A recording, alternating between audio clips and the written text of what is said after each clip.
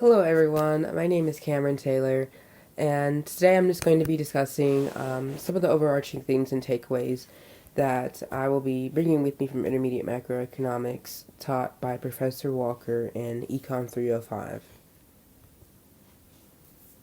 So, there were two main models that we discussed in this course, and those were the classical and Keynesian model.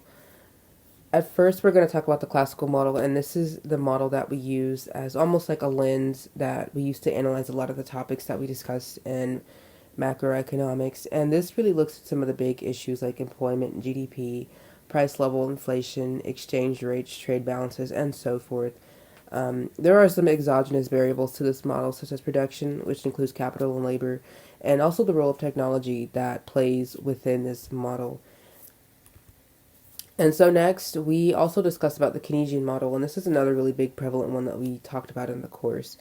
And this one has the objective to explain the government's role in terms of intervention, stabilization, and policy.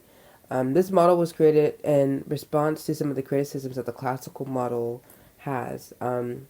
This model in particular came out shortly after the Great Depression, and a lot of its basis comes from issues that it saw the classical model could not explain about the Great Depression, and it tries to explain some of the issues and fluctuations that this model saw the classical model could not explain at the time. And so from this, the Keynesian model has a reigning dogma within the real business cycle theory, and there is also a Keynesian business cycle theory, which is used to explain why there are fluctuations and different variables that change within the business cycle. So the next topic I found was really interesting was how is GDP measured and why does GDP change? So we can understand that GDP is the total value of goods and services produced in a single year. This formula is equal to consumption plus investment plus government spending plus net exports. GDP responds to an array of variables, and just to mention a few, wealth, technology, population are just a few of the variables that can make GDP and the estimation of it each year different. There are important considerations that go into GDP, like marginal propensity to consume and intertemporal substitution. These are big variables that can make GDP different than what we might calculate it to be, but in other words, this kind of tells us that actually calculating GDP is rather complex because there are these exogenous variables that exist to calculating this and exist to the structure of GDP we have in the US. One part of the class that I found particularly interesting was Hayek's lecture and Nobel Prize speech, The Pretense of Knowledge. And within this speech, he really just tried to narrow down on the head that the nature of economics is largely subjective. Everyone will be different and have different feelings about certain topics, and economics is a science that we need to be weary of overexerting control and understanding of. There are different perspectives, and people are sympathetic to different theories. So, with all these different beliefs, there cannot be one sole way to run a country's economy. There's not one sole way to look at the nature of economics and to understand the different components that compile the study. There are a ton of different perspectives, and rightfully so, there are a lot of different perspectives and understandings of this topic.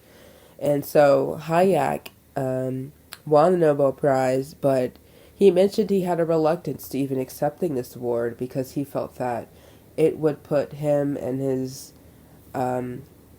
theories of thoughts in a position that would almost make it seem like they're correct, which I thought was very interesting that he had a reluctance to accepting this award because he didn't want to give the perception that his theory, his way of thinking was somehow better and more thoughtful than other people's ideas and ways of thinking. So I thought that this was a very interesting area of the class that we discussed, and it really just kind of clarified for me that there's not one sole way of viewing the study of economics, but rather we can look at certain topics through lenses, and we can analyze and compare and contrast the differences of looking at topics through certain lenses. And so there are some other noticeable mentions that I found really interesting in the course, and that is the ISLM curve, which is for the market for liquidity and investment savings curve. And we also looked at the aggregate supply and aggregate demand curve, which is kind of a summation of GDP, and these two curves kind of look at the activity and the money that goes behind these decisions. Some other things like monetarum, the Austrian business cycle, trade balances, and exchange rates. And ultimately, a lot of the topics we use really helped to give me a renowned perspective on things like the 2008 financial crisis, the COVID-19 productivity shock, the Great Depression, and things like Japan's lost decades. So thank you for listening. I apologize if you can hear that I'm sick in my voice, but this has been a really great course. And I know some of the topics I mentioned might not be necessarily some of the overarching themes of the course, but those are at least topics I know I will be taking with me and will be having a deeper consideration for and deeper thought for.